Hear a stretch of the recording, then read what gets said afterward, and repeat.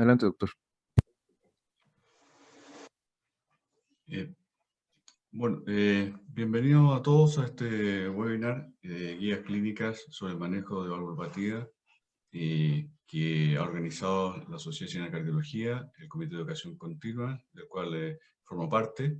Agradecerle a todos su participación y bueno, plantearles que este es un seminario obviamente muy interesante porque es un tema que vemos con mucha frecuencia en nuestra práctica clínica y para este webinar contamos con distinguidos panelistas que los voy a presentar en la medida que aparezca su presentación propiamente tal.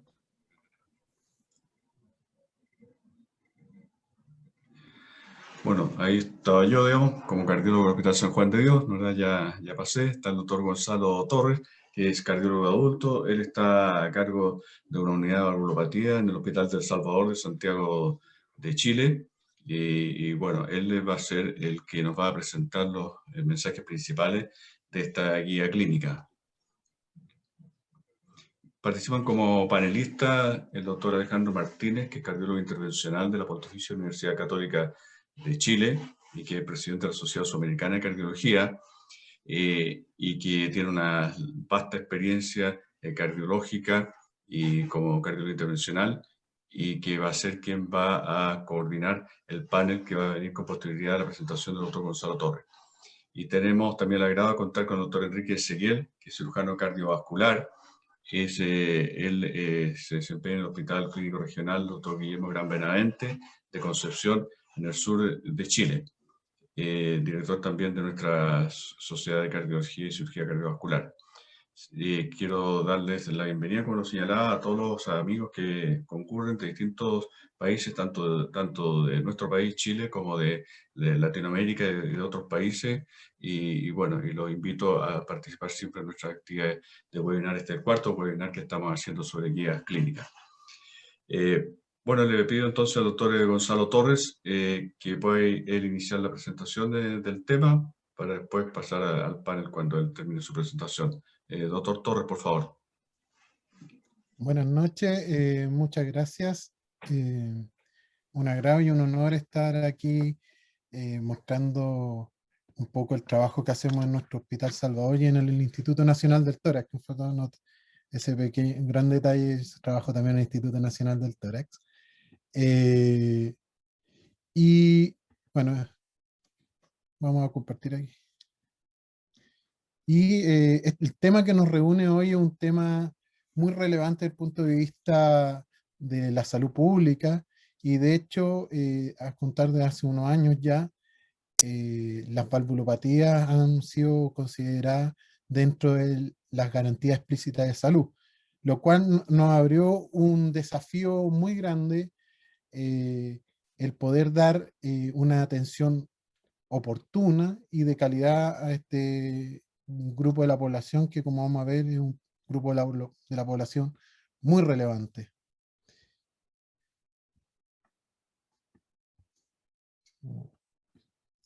Bueno, lo que nos reúne hoy son el análisis y un poco echar una vista hacia toda la historia atrás del estudio y manejo de las valvulopatías a través de la guía de la Asociación Americana del Corazón y del Colegio de Cardiólogos de Estados Unidos, que salió el año 2020 y que tiene además la gran gracia esta guía, que son elaboradas en conjunto con la Sociedad de Cirujanos de Tórax.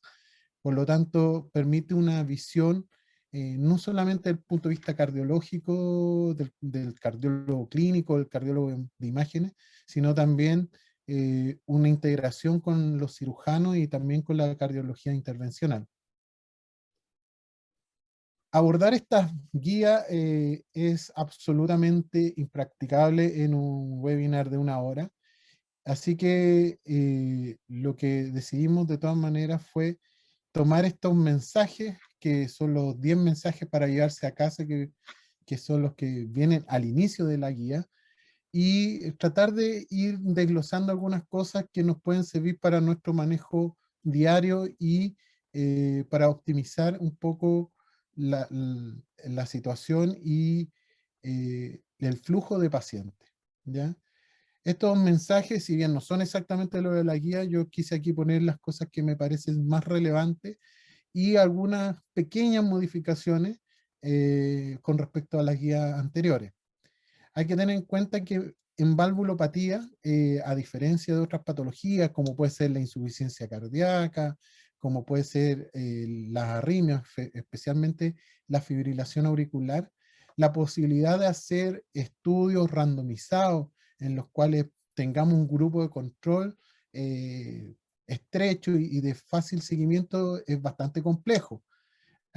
Son pacientes que habitualmente cuando nos llegan a nosotros arrastran una historia larga de falla cardíaca y de repercusión sobre el corazón, lo cual no permite tener, entre comillas, un grupo adecuado de control. Entonces, si uno se pone a revisar, la gran mayoría de todos los estudios son series de casos, reportes de experiencia, y hay muy poquitos estudios randomizados, y que de todas maneras estos estudios randomizados habitualmente hay mucho sesgo principalmente por el crossover, ¿ah? En la mayoría de estos estudios hay crossover en cuanto a intervenciones. Ahora, ¿cuáles son los mensajes que quiero que revisemos brevemente y que nos pueden ayudar a manejar mejor nuestros pacientes? Primero, los pacientes con valvulopatías, ahí está la abreviación de la sigla en inglés, deben ser clasificados en los estadios A la D, según los síntomas, la anatomía valvular, la repercusión ventricular, tanto derecha como izquierda, y también la repercusión sobre la circulación pulmonar. Y esto que suena algo un poco etéreo, ahí voy a mostrar que en realidad tiene una utilidad bastante grande para poder nosotros determinar las intervenciones que vamos a hacer en nuestros pacientes, ¿ya? Esta etapificación ha logrado un poco discernir cuáles son los pacientes que realmente se benefician de las terapias actuales. La evaluación de pacientes también con valvulopatía debe ser basada en la historia clínica, el examen físico y el electro y el ecocardiograma de superficie. Esto no hay duda y esto no ha cambiado en los últimos 20, 30 años. Sin embargo, en los casos que hay discordancia, se deben considerar estudios más avanzados. Y eso es algo que está tratando de instaurarse, que una unidad de pacientes que se dedica al estudio de pacientes con valvulopatía debería tener a su disposición estas técnicas de imágenes y de intervenciones más avanzadas. Llámese el eco transesofágico, especialmente el eco con 3D, el escáner multicorte con gatillo, la resonancia para ciertos grupos especiales, el PET y en algunos casos más puntuales también el cateterismo. En pacientes, y el tercer punto es un tema que salió a raíz de unos últimos estudios que ahí les voy a mostrar, en que se está tratando de instaurar nuevamente el uso de anticoagulantes directos en pacientes con valvulopatía. Y por eso quiero que vamos a ver ahí cómo clasificamos una FA no valvular, ¿ah? Eh, ¿De qué estamos hablando cuando hablamos de una FA no valvular? Y en ese sentido, los anticoagulantes directos, que no nos anticoagulantes, porque ya llevan un gran tiempo con nosotros, eh, tienen un papel y probablemente van a jugar un papel muy importante aquí al futuro. El otro punto que quería rescatar es que, y probablemente el punto más importante de toda esta presentación, es que los pacientes con valvulopatía severa y que son candidatos para alguna intervención deben ser evaluados por un equipo multidisciplinario, idealmente en un centro valvular que tenga tanto estas características, eh, una alta cantidad de herramientas para lograr hacer un diagnóstico óptimo, y la posibilidad de discutir y integrar estos pacientes en una red de intervencionismo más avanzado. Por otro lado hay algunos otros puntos que los vamos a ir tocando someramente. La indicación del implante de la válvula aórtica percutánea, la TAVI o la sigla en inglés, depende de la adecuada selección de los pacientes que se beneficiarán.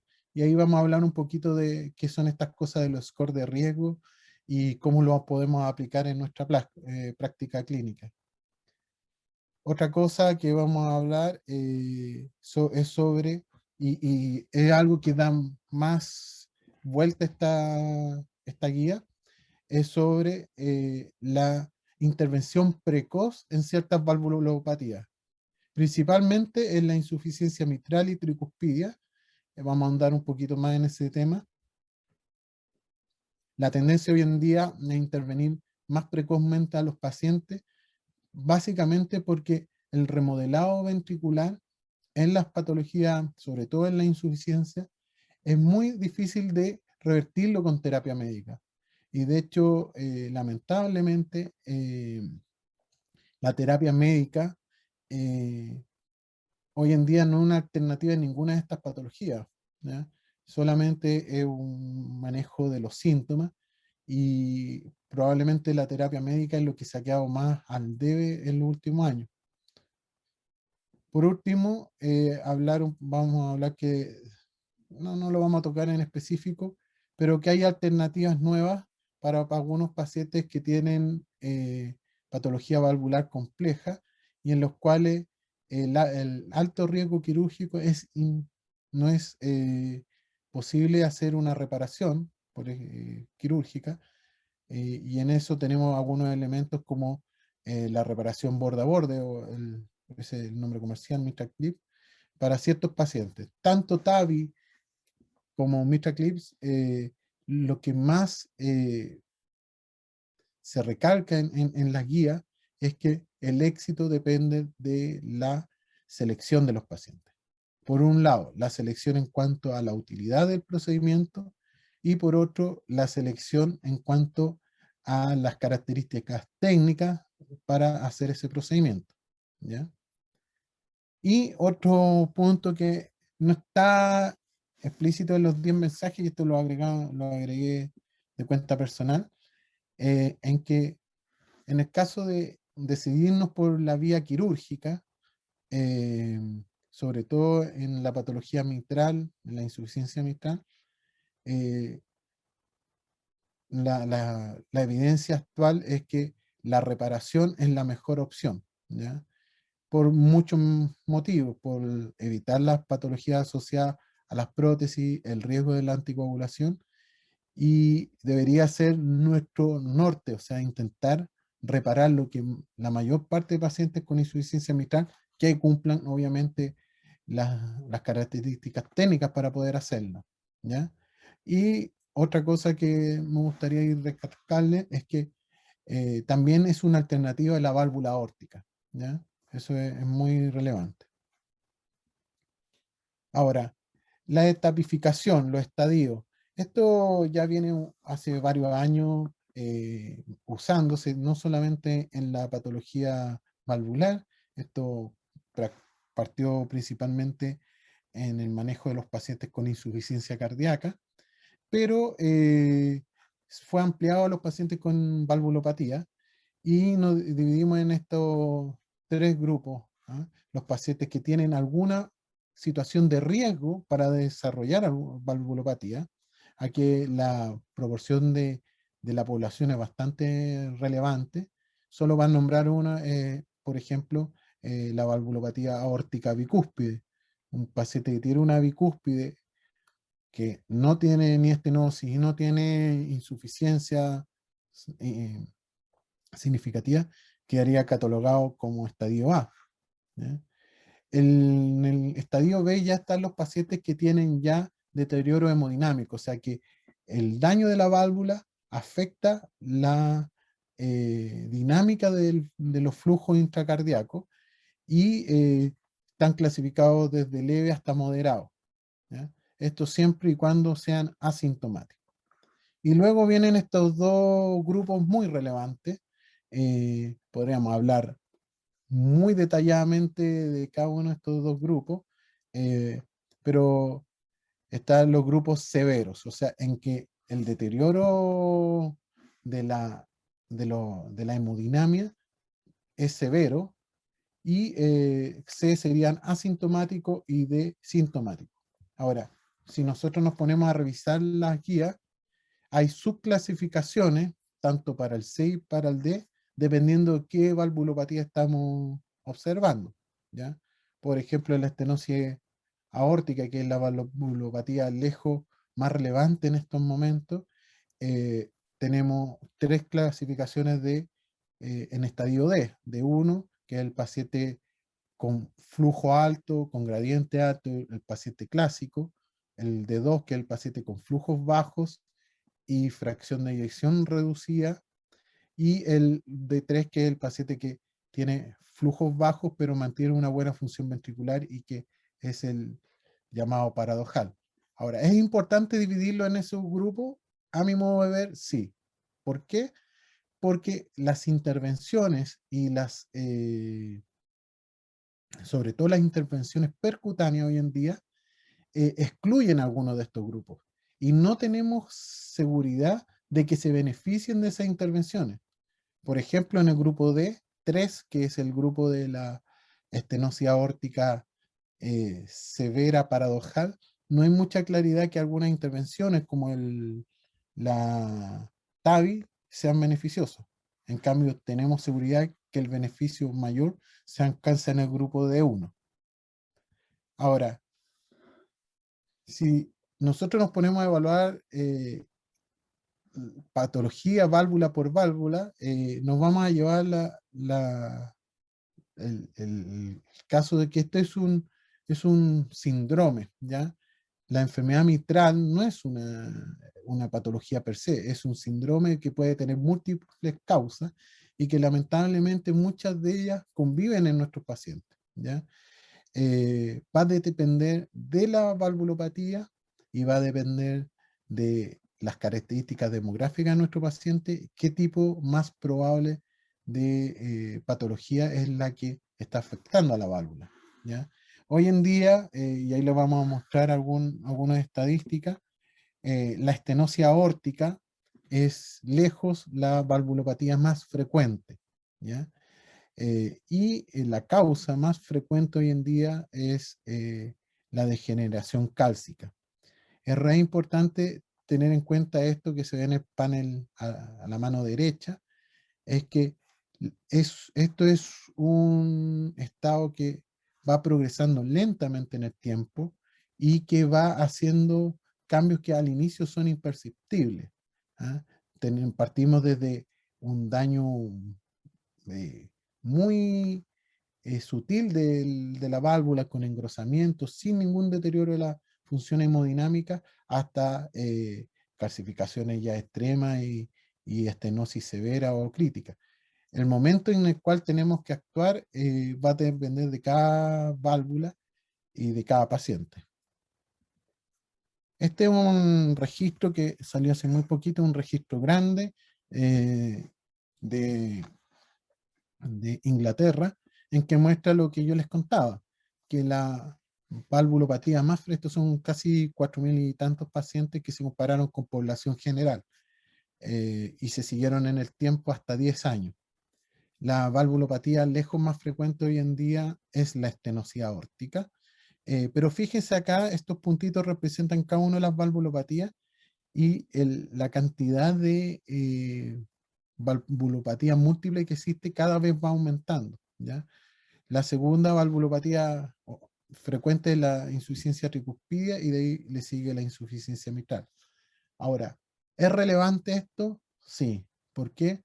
Porque marca pronóstico, o sea, el paciente que tiene valvulopatía severa tiene un pronóstico independiente de los síntomas, independiente de la función ventricular, mucho peor que el paciente que no lo tiene o de la población general. Y este gráfico que les voy a mostrar me parece súper relevante, es que incluso en este estudio se siguieron a pacientes que solo tenían eh, daño estructural de riesgo, que no tenían alteración hemodinámica, o sea, no tenían ni estenosis ni insuficiencia, pero sí tenían cosas como calcificación del anillo mitral o engrosamiento de los velos aórticos. Y si se compara con población general, tienen mayor mortalidad de todas las causas, ¿ya? Esto podría ser, entre comillas, no necesariamente por la valvulopatía, pero sí como un marcador. El hecho de tener daño en las válvulas es un marcador de que se están activando ciertos mecanismos patológicos, principalmente asociados a, a la inflamación endotelial, eh, vías muy similares a la enfermedad coronaria, pero otras vías que no tienen nada que ver con la enfermedad coronaria. Y probablemente por eso ha fallado mucho el tratamiento médico. El tratamiento médico siempre estuvo enfocado en actuar sobre las vías similares a la enfermedad coronaria. Y se han probado para evitar progresión de valvulopatía estatinas, bloqueadores del OARA2, del IECA, bloqueadores de aldosterona, y ninguno de esos ha demostrado. Aparentemente hay una interacción importante con las vías que tienen que ver con el remodelado óseo y principalmente con algunas moléculas como el RANKL y el TNF-alfa que se activan en estos pacientes y que son los que provocan estas calcificaciones en lugares que no son habituales, ¿ya? Así que hoy en día los esfuerzos de la terapia médica van por este lado, por encontrar las vías en las cuales bloqueando podríamos disminuir la progresión de estas valvulopatías. Ahora, esto eh, está en la guía y tiene que ver con el hecho de qué vamos a hacer con un paciente al cual nosotros queremos intervenir. Tenemos un paciente con una valvulopatía severa. ¿Qué es lo que vamos a hacer? ¿Cómo vamos a determinar su riesgo y cómo vamos a determinar su beneficio? ¿Ya? Y aquí lo que muestran es eh, la determinar el score de riesgo. Hay varios. Obviamente, como estas guías son las guías norteamericanas, se basan en el STS, que es el score diseñado en relación al, al registro de la Sociedad de Cirujanos Torácicos de Estados Unidos, pero también hay otros como el Euroscore. Evaluar la fragilidad como un marcador de éxito y un marcador también como de futilidad. Voy a ahondar un poquito en esos detalles. Eh, Evaluar si el paciente, el pronóstico del paciente no está determinado por otra patología, y que esto es muy frecuente en nuestra población, pues son pacientes añosos y con mucha carga de comorbilidad. Y muchas veces la patología por la cual estamos tratándola no es la que marca el pronóstico vital del paciente, ¿ya? Y esto también que tiene que ver con algunas contraindicaciones, eh, algunas contraindicaciones específicas y técnicas del procedimiento, ¿ya? En ese caso, por ejemplo, un paciente que no tiene acceso femorales para una TAVI, o el paciente que se va a planificar para un MitraClip y no tiene cantidad suficiente de tejido en la válvula para poder anclar el dispositivo. O sea, también hay que tomar en cuenta todas esas cosas cuando uno eh, va a evaluar un paciente con valvulopatía severa. Y aquí hice yo un pequeño esquema, cómo uno debería actuar, o cómo, esto es más bien intuitivo teniendo en cuenta la, las guías y las recomendaciones. Habitualmente cuando un paciente llega a nuestra consulta de cardiólogo, pues, cardiólogo general o alguien que se dedica a ver valvulopatía, la pregunta primera que uno se hace es: ¿esta valvulopatía severa? Si no hay seguridad de que tenga una repercusión hemodinámica severa, hoy en día lo que dicen la guía es que, y con los tres elementos, examen físico, eco de superficie, y electrocardiograma no nos podemos definir esa respuesta, tenemos estas herramientas, la eco transesofágica, la eco 3D, la resonancia y el PET. El PET más que nada es para otras patologías más específicas, como la endocarditis. Pero tenemos herramientas que nos pueden ayudar a responder esa pregunta. Luego viene la otra pregunta. Este paciente que sí tiene una valvulopatía severa, ¿qué repercusión tiene sobre el ventrículo izquierdo y el ventrículo derecho en la circulación pulmonar? Y esto es muy relevante porque hoy en día se ha visto que cada vez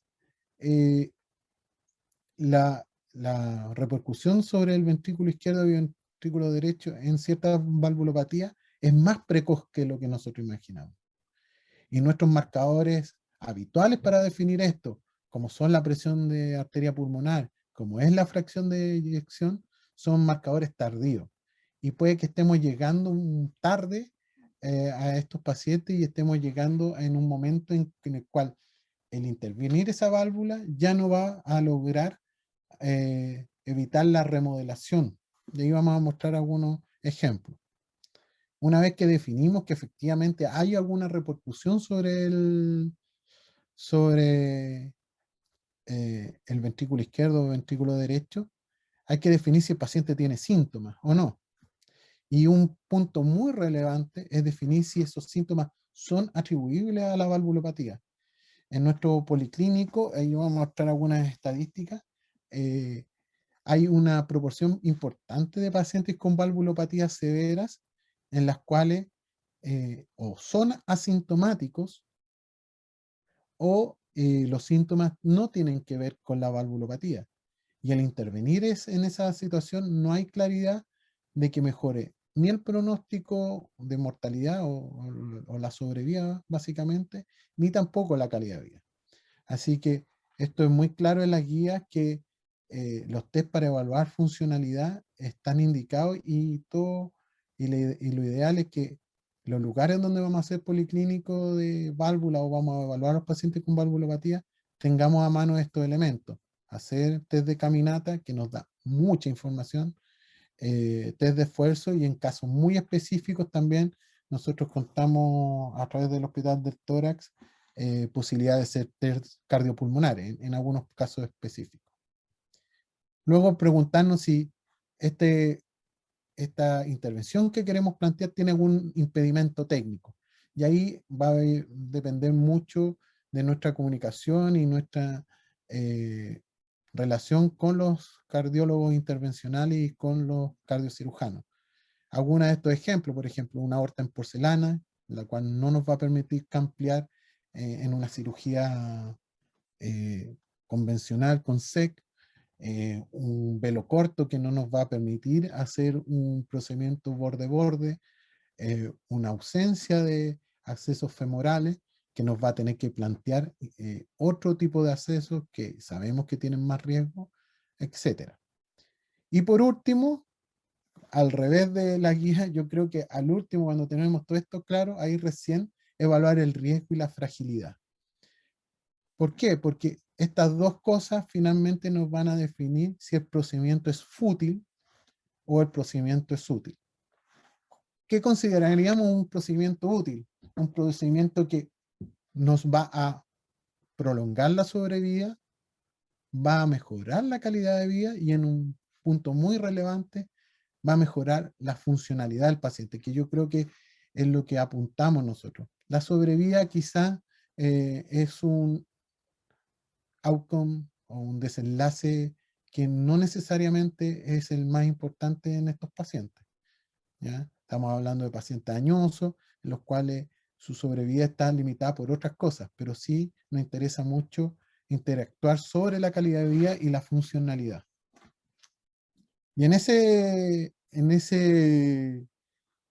setting, la fragilidad es muy importante porque la fragilidad es un síndrome en el cual se define como una disminución de la respuesta fisiológica, tanto sistémica con tanto respuesta fisiológica cardíaca, renal, pero también tiene que ver con una disminución, por ejemplo, de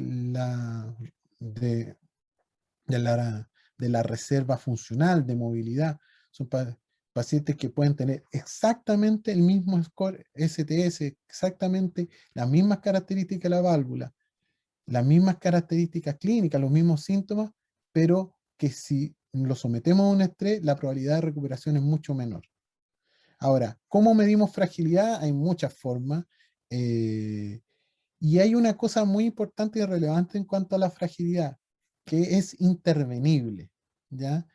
Nosotros podemos y hemos tenido alguna experiencia, lamentablemente la pandemia nos afectó bastante esta posibilidad, pero hemos tenido alguna experiencia con el Instituto Nacional de Geriatría, eh, en el cual hemos intervenido sobre pacientes frágiles y hemos hecho lo que se llama una rehabilitación funcional.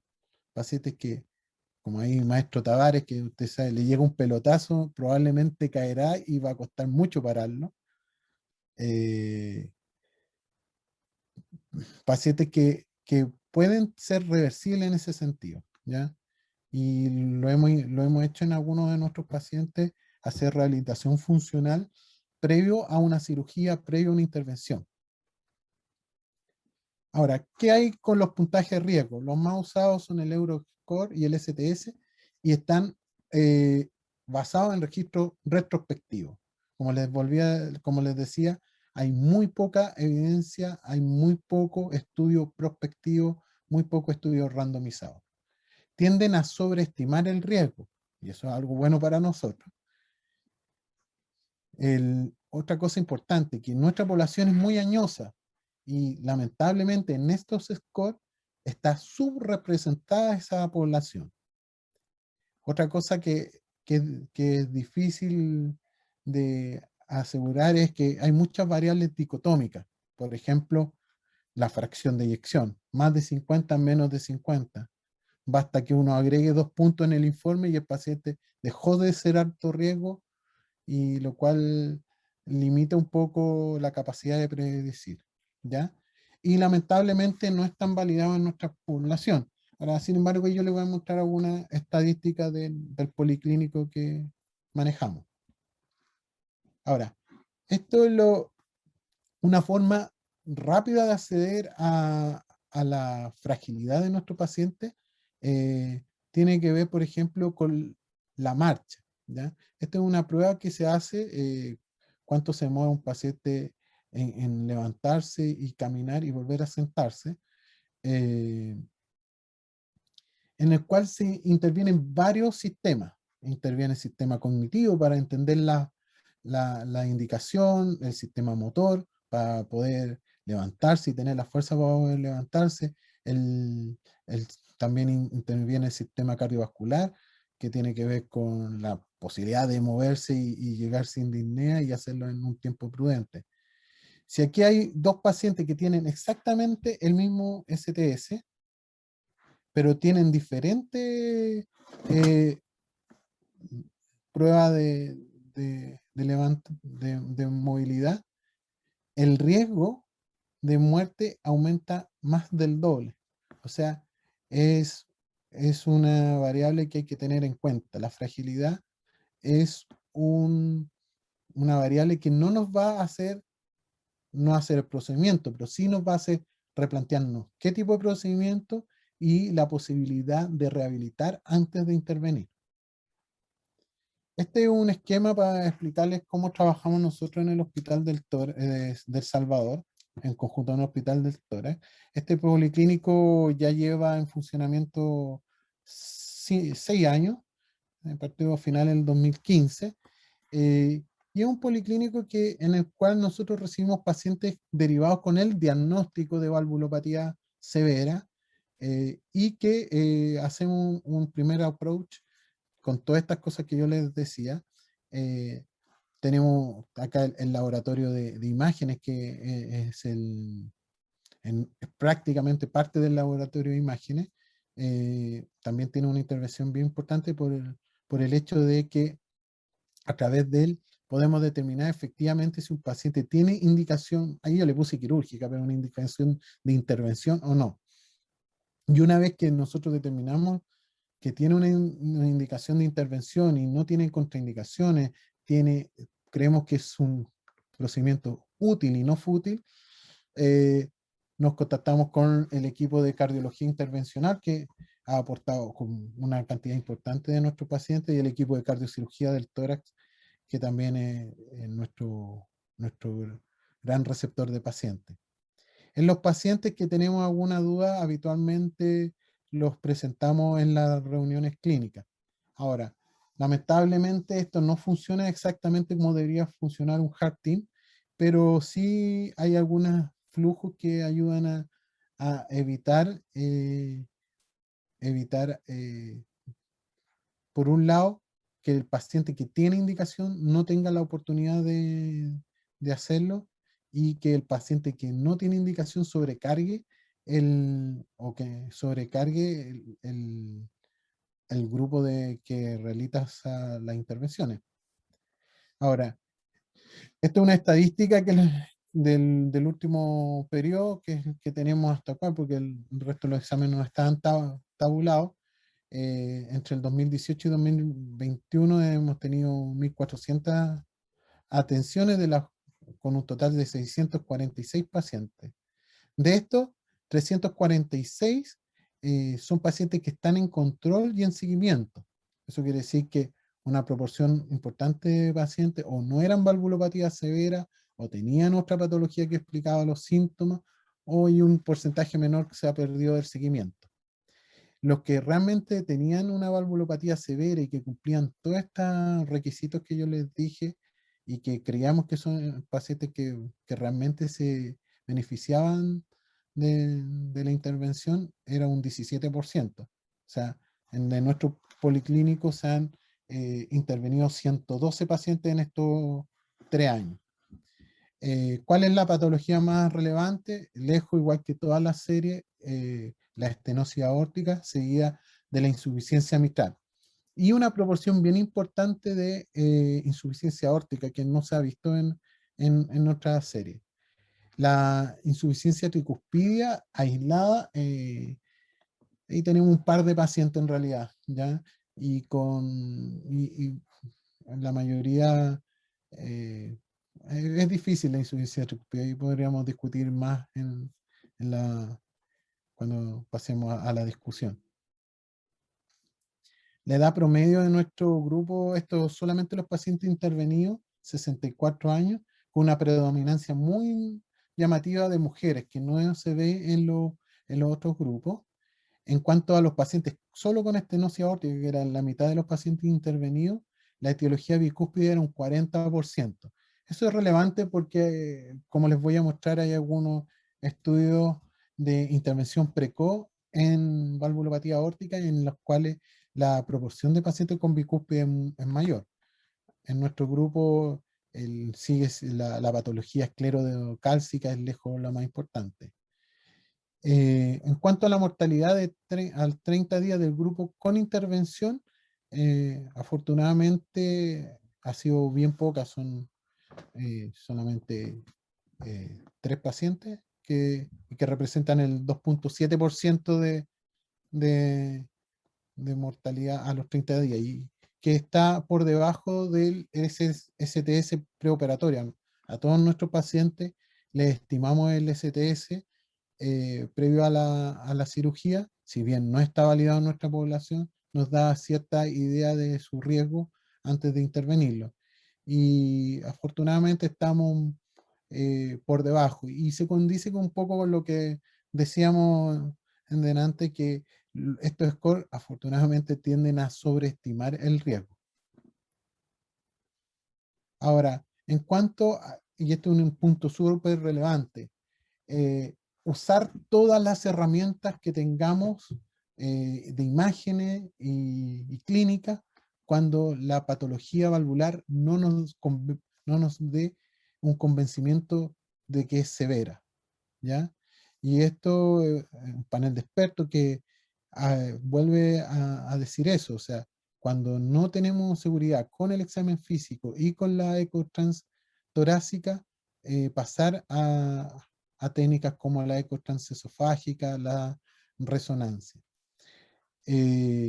¿Por qué? Porque tenemos que, aparte de definir, por ejemplo, aquí yo puse un ejemplo solamente que es la insuficiencia mitral, definir el mecanismo también, porque esto es muy relevante para poder decirle al cirujano la posibilidad de reparar.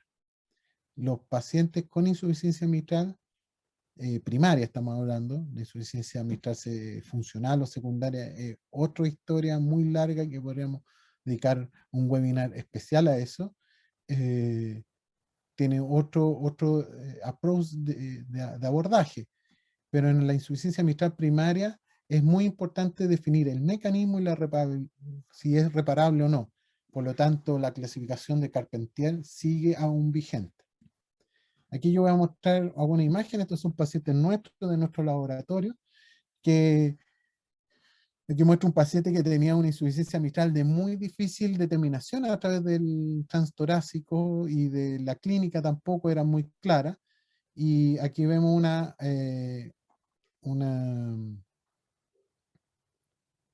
prolapso de una comisura, cosa que es muy difícil evaluarla por transtorácico, y aquí la imagen 3D es espectacular para poder ver esa imagen. Y además acá en este modeling 3D que nos permiten los equipos actuales, podemos determinar muchos valores como el tamaño del anillo, el tipo de prolapso, la cantidad de prolapso, las localizaciones específicas del prolapso.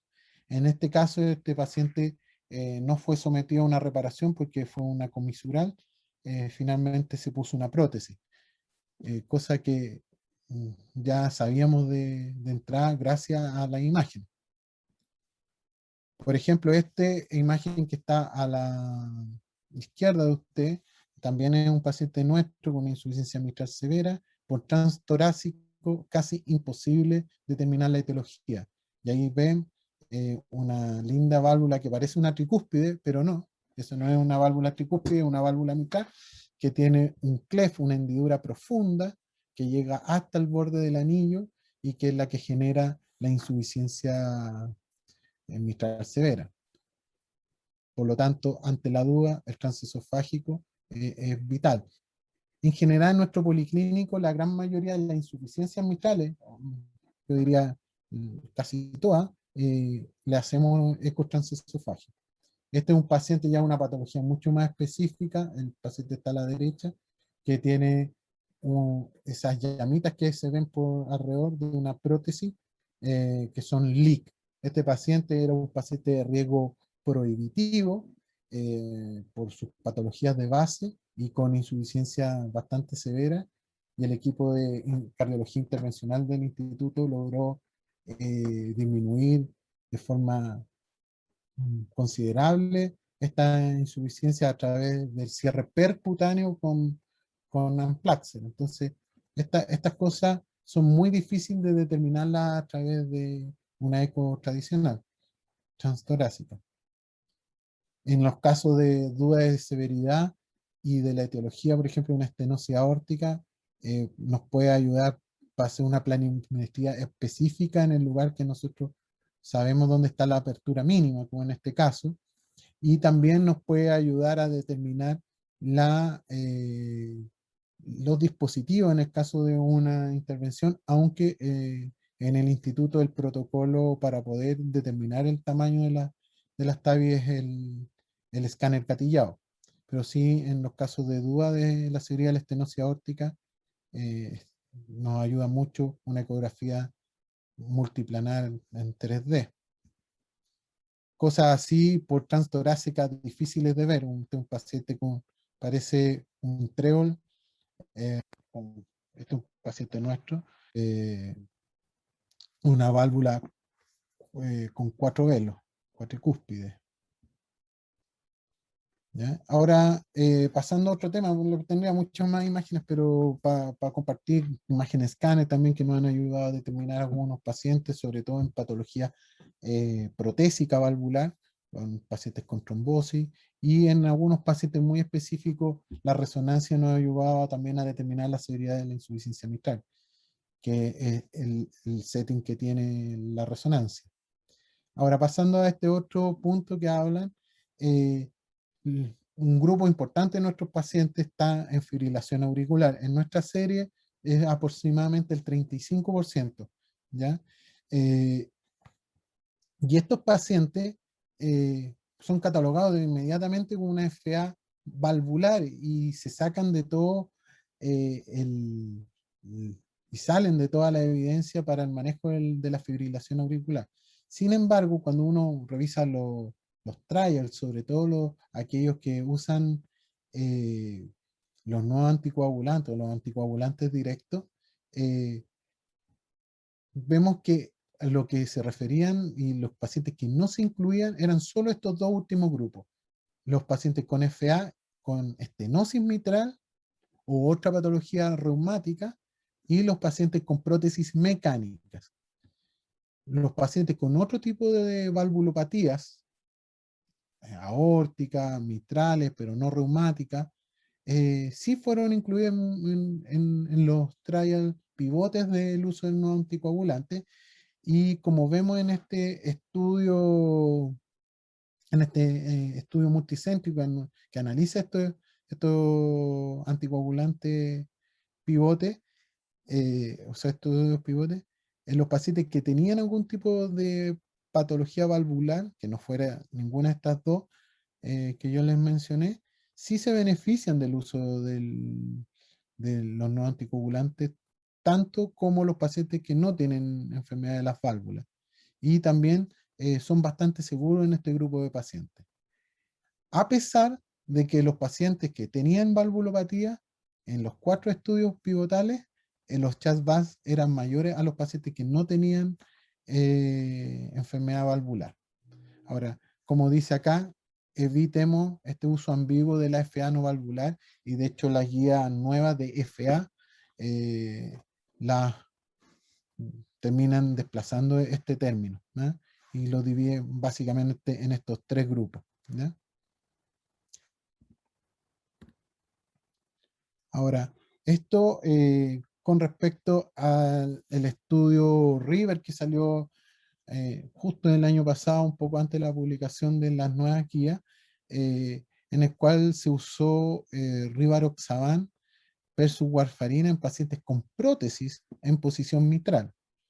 Bioprótesis, ¿sí? ¿Ah? No mecánica. Era un estudio de no inferioridad y mostró que tanto en seguridad como en prevención de ictus, Rivaroxaban no era inferior a warfarina e incluso tenía cierta tendencia a ser superior, pero el diseño del estudio era para demostrar no inferioridad. Y esto es súper importante. Había casi un 20% de los pacientes de este estudio, que fue hecho en Brasil, que tenían prótesis biológicas mitrales recién puestas, de menos de 3 meses. ¿Ah? Todavía las guías nuevas dicen que evite el uso de estos no anticoagulantes en pacientes con FA con prótesis de reciente instalación, pero probablemente esto cambie en un futuro. E incluso cuando hacían el análisis de subgrupos, el grupo que tenía instalación reciente de la válvula, si bien eran pocos en relación al total, se veían más beneficiados por el uso de anticoagulantes directos. Así que esto es algo que está cambiando. Ahora, en cuanto a la predicción precoz de daño ventricular y el poder intervenir antes las válvulas que aparezcan los síntomas, aquí les voy a mostrar un par de estudios solamente, y por qué la tendencia hoy en día y las guías recomiendan ya con indicación 1B en este caso, intervenir a los pacientes asintomáticos pero que tienen disfunción sistólica menor a 60. Ustedes dirán, función menor a 60 es normal, pero si revisamos este estudio, que es un estudio amplio que se hizo,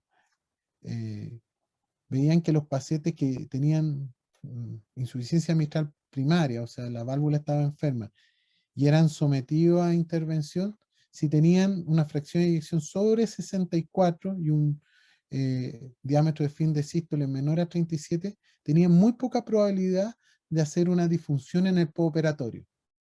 En cambio, si se estaba levemente disminuida la fracción de eyección o estaba levemente dilatado el ventrículo, esa proporción subía 3 veces. Entonces, aquí lo que dicen es que en pacientes asintomáticos, y basado principalmente en este estudio, con fracción de eyección que nosotros considerábamos normal, no es, es planteable hacer la cirugía, sobre todo si vamos a reparar la válvula. ¿Mm? Ahora, en ese sentido hay varios estudios que eh, están analizando otros mecanismos para poder determinar precozmente el deterioro de la función ventricular por las valvulopatías, y en eso el que lleva la delantera y el que lleva más estudios es el strain, que básicamente lo que ve es la deformidad del músculo miocárdico, que en todos estos sentidos, en el sentido longitudinal, en el sentido radial y en el sentido circunferencial. Y en este estudio que se hizo evaluación de strain a todos los pacientes previo a una cirugía de la válvula mitral, fue el basal, fue predictor, el strain basal con ciertos niveles de corte, fue predictor de un remodelado anómalo del ventrículo, cosa que no lo fue la fracción de eyección, porque si se fijan en el basal, la fracción de eyección de ambos grupos era bastante similar, ¿ya? En cambio, el strain sí era diferente, era menor en los pacientes que tenían un remodelado adverso. Así que pudiese ser una alternativa evaluar el strain en los pacientes con valvulopatías severas asintomáticas. Sin embargo, no está en la guía, es una recomendación que pudiésemos, una recomendación que probablemente venga más adelante. Ahora, ¿por qué no ha calado bien esto? Y básicamente tiene la respuesta es por una cosa absolutamente comercial todavía. Las grandes casas de ecografía no han unificado los criterios, están en proceso sí de eso, para hacer que los valores sean similares en las diferentes plataformas. Entonces, esto es válido con esta máquina, pero no es válido con otra máquina, por lo tanto, los valores cortes son diferentes. Y este estudio que también salió hace muy poco, que es el estudio que evaluó la intervención precoz, y yo creo que este es Recovery, que es uno de los pocos estudios, sino uno de los únicos estudios randomizados, ¿verdad? De forma bien estricta para definir dos grupos a uno en estenosis aórtica para intervención precoz. ¿De qué se trata este estudio? Fueron pacientes que tenían estenosis aórtica severa, todos con velocidades aórticas mayores a 4.5 metros por segundo, o sea, eran grupo D1, esto es aplicable solamente, perdón, C1, o sea, solamente aplicable para el grupo C1, o sea, que eran severos, con gradiente alto y asintomáticos. Se siguieron el tiempo. A un grupo se le asignaba intervención precoz, o sea, antes que aparecieran los síntomas, y el otro grupo se intervino cuando aparecían los síntomas. Y en el seguimiento hubo una diferencia significativa en el outcome combinado. Ahora, ojo que el outcome combinado, la mayor parte de ese outcome es explicado más que por mortalidad, es explicado por la necesidad de hospitalización. Obviamente, este grupo que estaba con gradiente alto y asintomático, cuando se volvían sintomáticos, habitualmente terminaban hospitalizados. Aunque hubo una cierta tendencia a disminuir la mortalidad, no fue estadísticamente significativa. ¿Es comparable con nuestra realidad? Podría ser en ciertos casos. Básicamente, esto es para pacientes jóvenes, y la proporción de pacientes con válvula bicúspide era mayor a la observada en nuestro grupo. Y lo otro que eran de todas maneras pacientes de bajo riesgo, tenían en promedio ambos grupos un Euroscore bajo. Así que lo que determinan la guía hoy en día es que en los pacientes con estenosis aórtica severa asintomática eh, puede ser una alternativa intervenir cuando las velocidades son mayores a 4.5 metros por segundo, cuando los péptidos natriuréticos están elevados, cuando hay aumento rápido de los gradientes en el tiempo, o cuando obviamente tienen que ser intervenidos por otra causa. Y por último, para terminar, vamos a hablar de reparación. En válvula mitral no hay mucha duda que la reparación en relación al recambio o al reemplazo de la válvula, perdón, recambio, sino al reemplazo de la válvula, tiene a largo plazo un beneficio. Ahora, lamentablemente, el determinar si un paciente es reparable o no reparable es un proceso que requiere el especialista de imágenes, que requiere al cardiocirujano especialista en reparar la válvula, pero cuando es posible es una indicación tipo 1 según las guías, y básicamente por estos estudios. Por ejemplo, este estudio, que es un estudio multicéntrico, analizó 1.700 reparaciones. La mortalidad de los pacientes reparados fue similar a la de la población general, por edad y sexo, y fue bastante diferente a los pacientes que tenían prótesis. Y la necesidad de reoperación en esta serie fue habitualmente por reflujo.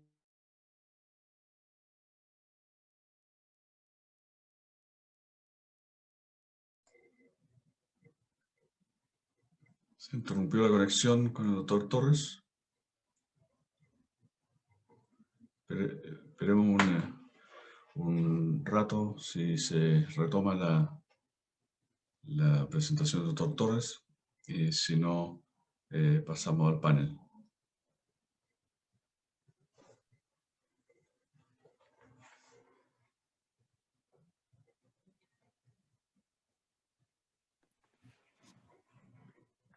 Oye, mientras tanto, Jorge, Sí, sí, adelante nomás, doctor Martínez. mientras tanto, bueno, desde luego agradecerle al doctor Torres la presentación, porque en estas nuevas guías de valvulopatías muy extensas, él ha resumido muy bien los puntos más importantes.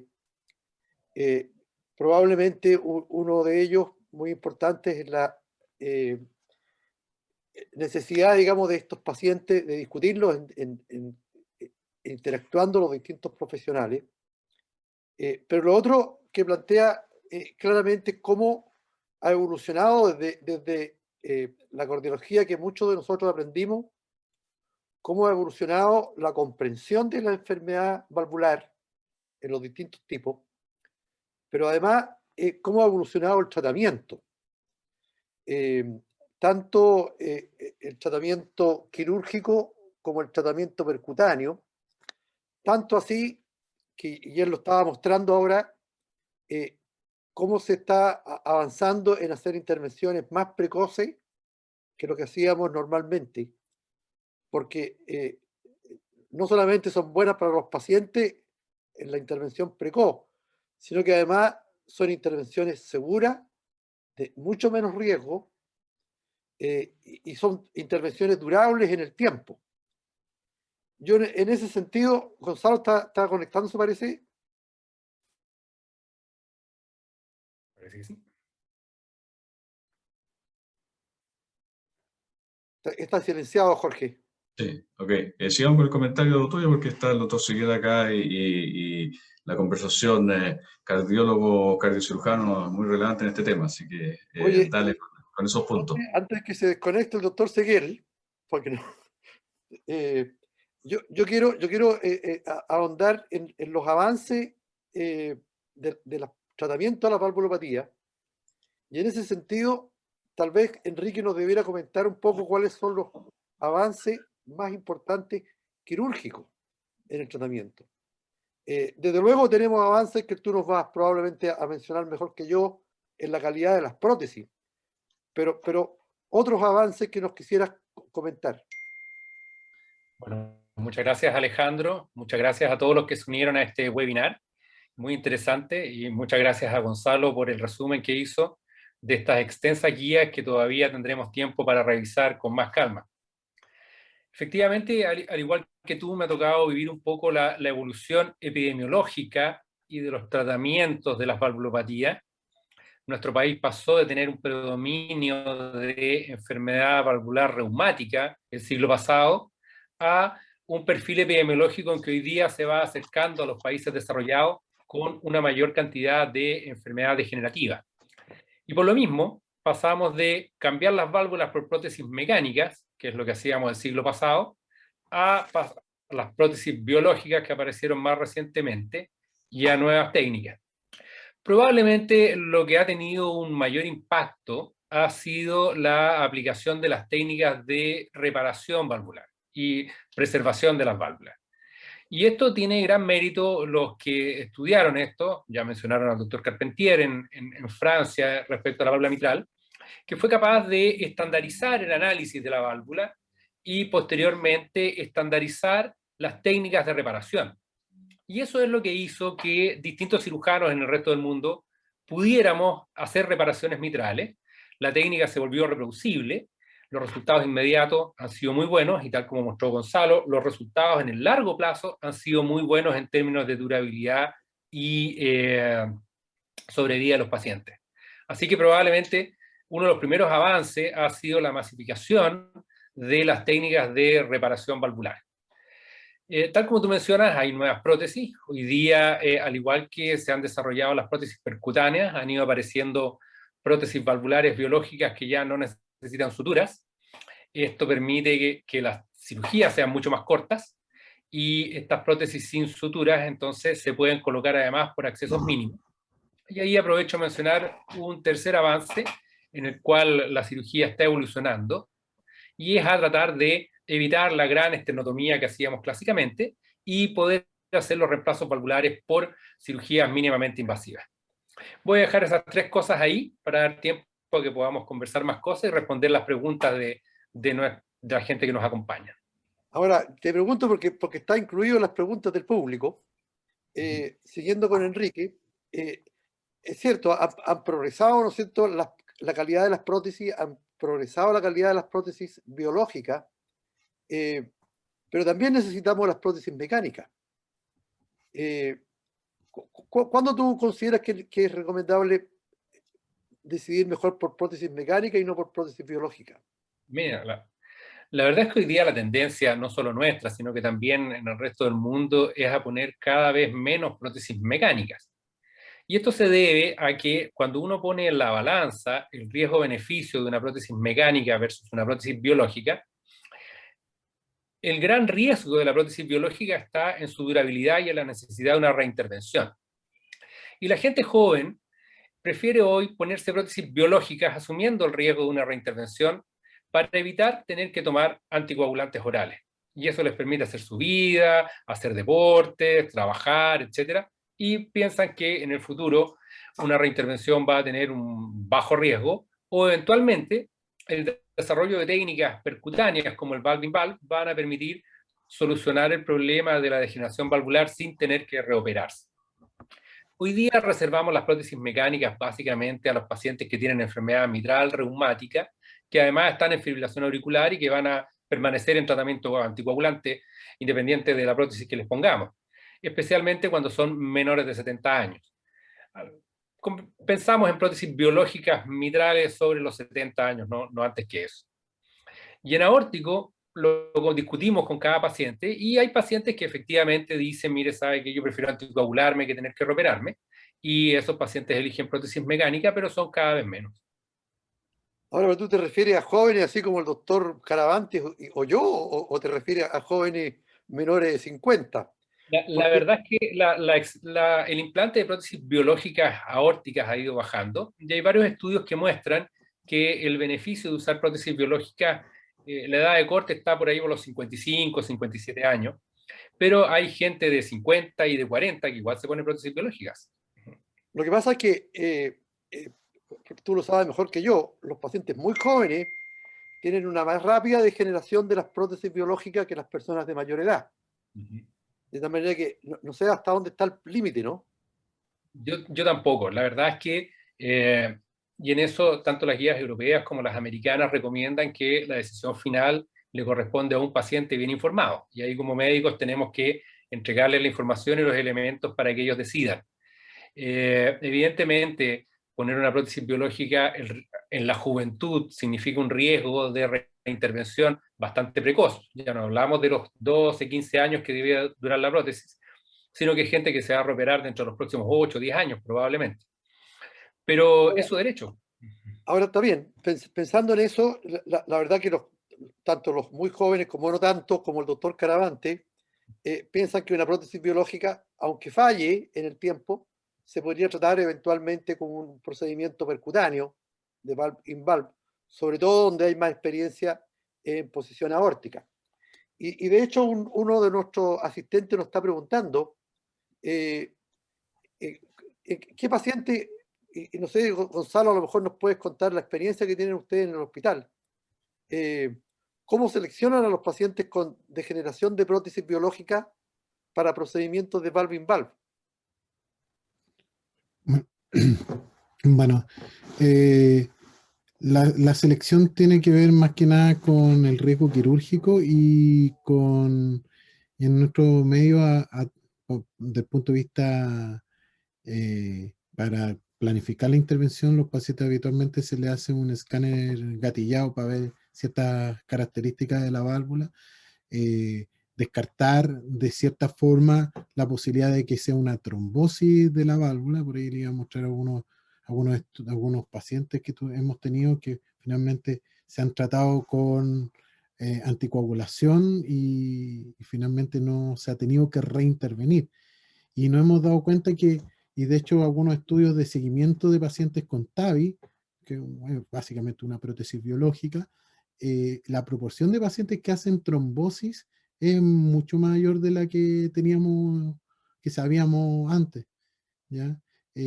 Así que el escáner gatillado parece ser una herramienta esencial en el seguimiento y en la planificación de estos pacientes. O sea, importante, ¿no es cierto?, tener esos estudios para entender cuál es la patología de la disfunción protésica. Porque obviamente, como tú dices, es distinto que tenga un trombo a que sea una degeneración cálcica, ¿no es cierto?, o una rotura de la válvula, que obviamente requiere una intervención. Así. Ahora, yo creo, pues, para completar la pregunta que nos hace el doctor sobre las indicaciones y cuáles son los pacientes que se benefician de un procedimiento de valve-in-valve, yo creo que tal como dijo el doctor Torres, es importante el riesgo del paciente y es muy importante en cada intervención que hagamos por las válvulas, es si tenemos un procedimiento seguro y efectivo.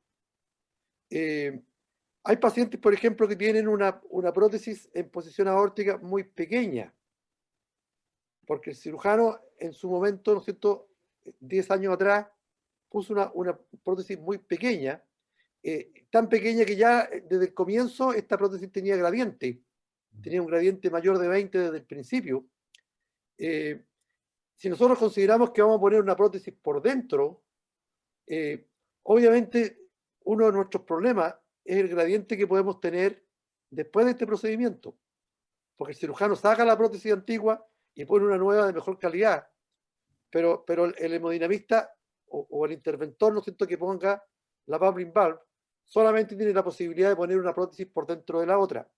De tal manera que hay características anatómicas y estructurales que hacen más probable un beneficio del procedimiento de valve-in-valve.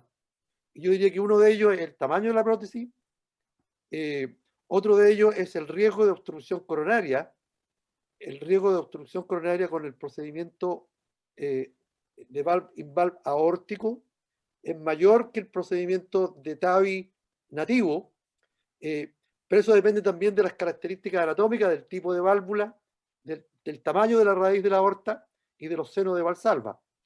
De tal manera de que yo le respondería, si ustedes están de acuerdo, que en general es recomendable cuando hay un daño estructural de la válvula y este daño no corresponde a endocarditis ni a trombo, ni corresponde a una dehiscencia de la válvula, que se haga un procedimiento de valve-in-valve siempre que se cumplan con estas características para tener un procedimiento efectivo y bueno en el tiempo. No sé si están de acuerdo. Enrique. Yo complementaría eso con que cuando como cirujanos pensamos que una válvula no debiera reoperarse, sino que se deriva a un valve-in-valve, indudablemente, y como tú has mencionado, y Gonzalo, cuando el riesgo operatorio de una reintervención es alto, pero también cuando tenemos algunas situaciones como, por ejemplo, pacientes que han tenido una cirugía combinada, que tienen una prótesis biológica y bypass coronarios en el camino, y que están permeables, ahí también entramos a discutir si es mejor arriesgar esos bypasses versus intentar un valve-in-valve. Sería otra condición que yo agregaría a lo que tú has mencionado. En todo caso, los procedimientos de valve-in-valve en pacientes también bien seleccionados son muy efectivos y de muy bajo riesgo para los pacientes, de tal manera de que es razonable que una persona de mediana edad decida, ¿no es cierto?, mejor una válvula biológica por su estilo de vida, por lo que quiera, y no quiere un tratamiento anticoagulante permanente, pensando en que sí existe esta posibilidad de un procedimiento no quirúrgico en el futuro. Ahora, Gonzalo. Ahora, una pequeña detalle en cuanto a pacientes jóvenes y que van a ser sometidos a nuevas intervenciones, en nuestro hospital la gran experiencia está en el grupo de congénitos. Y en los pacientes con patología congénita y valvulopatía, la tendencia hoy en día es claramente a las prótesis biológicas y cada vez se está haciendo mucho más procedimientos percutáneos cuando esas prótesis biológicas disfuncionan. Deben pensar que son pacientes que tienen varias esternotomías y que probablemente requieran en el futuro. Es por lo menos en el grupo nuestro es una parte importante. Enrique. Y bueno, tal como dice Gonzalo, quienes más tienen experiencia en esto de tener que reintervenir estos pacientes son los cirujanos pediátricos. Y hace algunos años, un cirujano japonés diseñó una técnica en la cual, con el pericardio autólogo de los pacientes, les fabrica una válvula aórtica, que es la técnica de Ozaki o de neocuspidización. Nosotros tuvimos oportunidad de aprender esta técnica hace un par de años y la estamos utilizando, se la ofrecemos a pacientes jóvenes que quieren una prótesis biológica. Entonces pensamos que esa válvula fabricada con sus propios velos probablemente va a tener una duración mayor que una prótesis biológica. De hecho, los resultados que publica el doctor Ozaki son de sobre 90% de ausencia de reintervención a 14 años ya. Y probablemente esto va a facilitar una reintervención en el largo plazo. Así es que hay técnicas que se están desarrollando también pensando en esta situación de los jóvenes que no quieren usar una prótesis mecánica. Ahora, saliendo de un tema de las prótesis, yo quiero aprovechar la experiencia de Gonzalo con su policlínico y todo el team que tiene de pacientes valvulares, para que nos responda la próxima pregunta. ¿En qué momento debería derivarse un paciente desde un policlínico de medicina general o de medicina interna, un paciente valvular, a un seguimiento cardiológico especializado? Dependiendo de la severidad del paciente, dependiendo de los síntomas, dependiendo de qué. ¿Cuándo debiera ser seguido este paciente por un especialista? Ahora, como lo hacemos nosotros, lo recibimos habitualmente directo en la atención primaria. La gran mayoría de nuestros pacientes vienen derivados como por valvulopatía severa, habitualmente encontrada en algún estudio de imagen, pero también yo creo que un grupo relevante de pacientes que hay que derivar es el paciente que, si bien puede tener una patología valvular moderada, los síntomas no se correlacionan con la clínica, ¿ya? Y ya nos ha pasado muchas veces o varias veces en este policlínico que pacientes que tenían catalogados valvulopatías moderadas en realidad eran severas y eso explicaba los síntomas, o en otras condiciones nuestras condiciones eran otras patologías como enfermedad coronaria, enfermedades pulmonares que explicaban los síntomas. Entonces, todas las valvulopatías que se sospeche severa por algún estudio de imagen y aquellas en las cuales no haya una correlación entre lo imagenológico y lo clínico. Eso es lo fundamental. Y es básicamente lo que dicen estas nuevas guías. Tiene que haber cierta correlación clínica con las imágenes. Sí. O sea, no todo paciente valvular que tenga una valvulopatía debiera derivarse al cardiólogo necesariamente, Exactamente. sino que cuando tenga cierta severidad o tenga síntomas. Exacto. Porque finalmente lo que nosotros queremos cambiar es la historia natural de la valvulopatía, cambiar la historia natural, que es la remodelación y la disfunción miocárdica, y eso va a depender inicialmente de los síntomas y de la clínica. ¿Ya? Ahora, Eso nos estaban haciendo varias preguntas en relación a la válvula mitral. Y tanto el doctor Torres como el doctor Seguel nos enfatizan la importancia de tratar de proteger la válvula, ¿no es cierto?, repararla y no reemplazarla.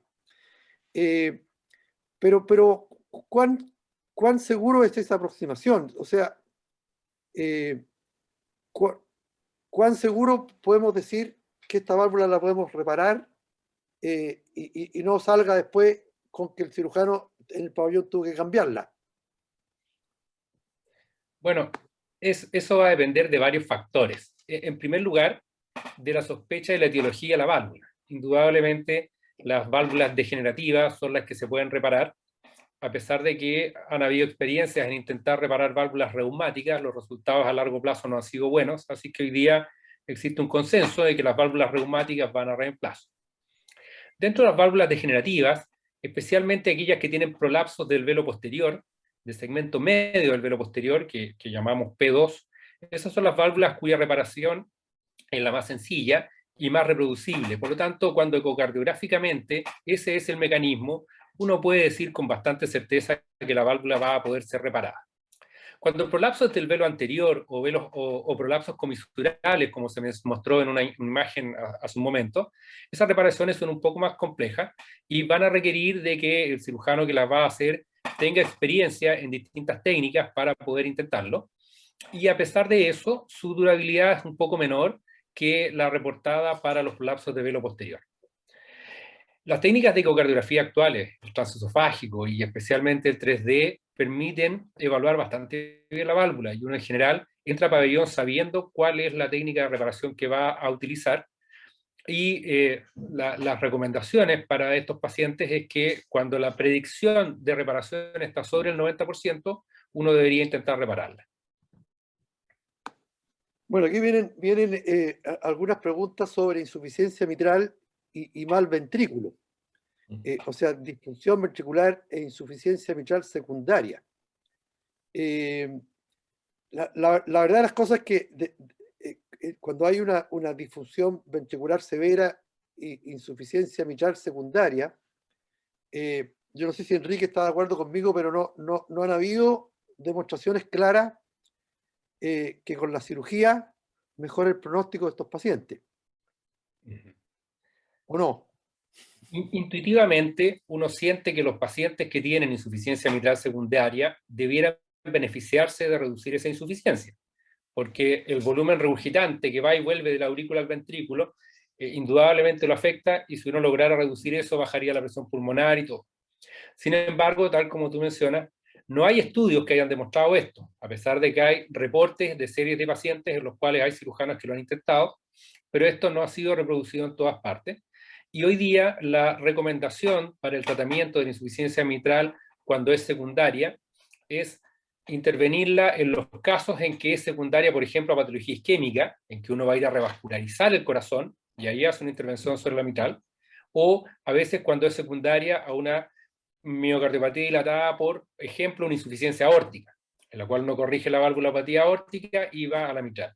Pero la insuficiencia mitral secundaria pura por mecanismo ventricular todavía hoy no tiene una indicación de cirugía. Bueno, esos pacientes lo que tenemos que hacer es la terapia médica óptima de la disfunción ventricular, y yo creo que aparte del team de Gonzalo, ¿no es cierto?, de expertos en imágenes y en intervenciones valvulares, tenemos que hacer participar aquí al team de insuficiencia cardíaca, porque hay mucho avance también en el tratamiento de la insuficiencia cardíaca, y es el tratamiento de la insuficiencia cardíaca lo que va a repuntar en la disminución de la insuficiencia mitral. Pero ha surgido, y de hecho tengo algunas preguntas aquí, este procedimiento nuevo. Gonzalo. Sí, tenemos un datito sobre el tratamiento de la insuficiencia cardíaca, que en ese Dime. sentido tiene que ser en estos pacientes, en ese setting especial, insuficiencia cardíaca, con insuficiencia mitral severa, funcional y mal ventrículo, ahí sí tiene que ser un equipo especializado, porque tenemos que tener toda la herramienta, incluyendo los dispositivos, ¿ya? Eso bien claro, porque si vamos a jugarnos por este paciente, incluye como terapia los fármacos nuevos que se han demostrado, y también la resincronización, que también hay un par de estudios bien importantes que en ciertos settings de pacientes disminuye la insuficiencia mitral funcional de forma importante. Son muy buenos. Y el otro procedimiento, este procedimiento más reciente, que también está demostrando buenos resultados, es el procedimiento del MitraClip, que tú también lo mencionaste en tu charla. Y eso requiere, obviamente, bueno, tener la expedición. Nosotros en Chile estamos empezando en los distintos centros a tener experiencia en el MitraClip. Y como estamos empezando, lo estamos haciendo en pacientes muy seleccionados, tanto en mi hospital como en otros hospitales donde se está haciendo, en pacientes muy seleccionados por las características anatómicas de la insuficiencia, que sea fácilmente digamos, tratable con el clip. Debiéramos decir a propósito de eso que así como han mejorado las prótesis para el implante de TAVIs, y han mejorado las prótesis para el tratamiento quirúrgico, también está mejorando sustantivamente la tecnología para el uso de estos clips. De manera que yo creo que es una cosa que viene, y en la medida que tengamos mayor experiencia, bueno, vamos a tener mayor posibilidad de ayudar a nuestros pacientes.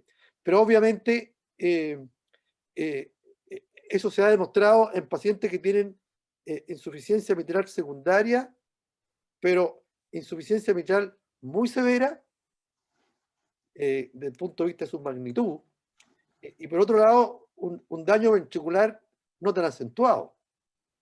O sea, probablemente en los pacientes que nos están preguntando nuestro asistente, en pacientes con daño ventricular muy importante, dilataciones cardíacas, fracción de eyección menor de 20%, probablemente ninguna intervención sobre la válvula mitral, sea quirúrgica o sea percutánea, lo va a ayudar, y la única opción que tenemos es el tratamiento de la insuficiencia cardíaca. Y un poquito un tema, un concepto que no lo puse, pero va de la mano de esto, el concepto de la desproporcionalidad de la insuficiencia mitral. Se ha visto que el grupo que más se beneficia de intervención, sobre todo este tipo de intervención del MitraClip, es el paciente que tiene una insuficiencia mitral proporcional al volumen de ventrículo. ¿Qué significa eso?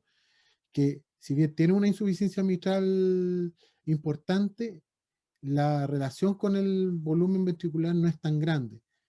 Eso quiere decir que hay pacientes que tienen el corazón demasiado dilatado para la cantidad de insuficiencia mitral que tienen, y esos pacientes no se benefician. Entonces hay que buscar esa proporcionalidad, y hay valores específicos que uno puede revisar, cómo se define la proporcionalidad de la insuficiencia mitral. Ahora, una cosa que Gonzalo tocó brevemente, que está muy claramente expuesto en las guías, pero nos están preguntando, es cómo manejamos la anticoagulación o antiagregación después del implante de prótesis biológica, quirúrgica o después de las TAVI. No sé si quieren opinar de eso. ¿Le estamos dejando anticoagulante? La verdad es que la recomendación del fabricante hasta hace unos años, basado en las guías clínicas de esa época, era que para el reemplazo valvular aórtico biológico había que dejar anticoagulación por 3 meses. Sin embargo, Esto se contradecía un poco con la idea de darle una prótesis biológica a un paciente, que era evitar la anticoagulación. Y varios grupos comenzaron a utilizar solo aspirina en estos pacientes, y alrededor del 2014 las guías clínicas que aparecieron, las guías europeas, ya habían reunido evidencia suficiente para suspender el uso de anticoagulación en reemplazo valvular aórtico con prótesis biológica. Y hoy día la recomendación es usar solo aspirina, a menos que el paciente tenga alguna otra razón para usar anticoagulación, como que tenga un FA, una prótesis mitral o alguna otra condición. Pero hoy por hoy le dejamos solo aspirina a los reemplazos biológicos. Y en relación a las TAVI, también se ha intentado que el uso de anticoagulantes podría mejorar la evolución de los pacientes, pero hasta aquí no se ha demostrado. Y estos pacientes se están tratando con aspirina, probablemente para siempre, y en la mayoría de los grupos se le está administrando Plavix, además de aspirina, durante los primeros meses. Pero no hay una demostración concreta de que el agregarle el Plavix sea realmente necesario. Oye, yo creo que estamos en hora ya. Sí, va a empezar el partido. Porque Sí, tenemos a todo el público aquí presente todavía, pero ya los jugadores están entrando a la cancha. Así que yo solamente les quiero dar las gracias al doctor Caravante por habernos permitido estar aquí, al doctor Gonzalo y al doctor Enrique Seguel por su excelente participación, y a todo el público que hemos tenido aquí, aún con los jugadores en la cancha, aún presente. Así que gracias, Jorge. Bueno, muchas gracias a ustedes, digamos, como panelista, gracias a Gonzalo que hizo el esfuerzo de realizar esta guía tan extensa y poder mostrar los aspectos más centrales hacia nuestra práctica clínica, y muy importante también la vinculación que hizo él con lo que podemos hacer acá en el país, lo que hacemos en el país y lo que sucede mucho en nuestros países también en latinoamericanos. Así que muy importante el aporte de Gonzalo y el aporte de ustedes en los comentarios que han hecho. Así que agradecer, digamos, a todos quienes han asistido a este webinar e invitarlos a los próximos webinars. La sociedad va a realizar webinars mensuales durante todo el año de distintas guías y que nos permiten, en definitiva, poder tratar de avanzar en esto de que las guías son elementos de referencia a tener en consideración en nuestra práctica clínica, que expertos, un amplio mundo de expertos ha contribuido a generarla y por lo tanto tienen un valor importante para conducir, digamos, lo que hacemos con nuestros pacientes. Así que es el interés de la sociedad que yo al tratar de presentar lo que las guías nos recomiendan. Así que muchas gracias a todos, que descansen y nos vemos en el próximo webinar del mes, digamos, de julio. Muchas gracias a todos ustedes. Muchas gracias a todos. Chao.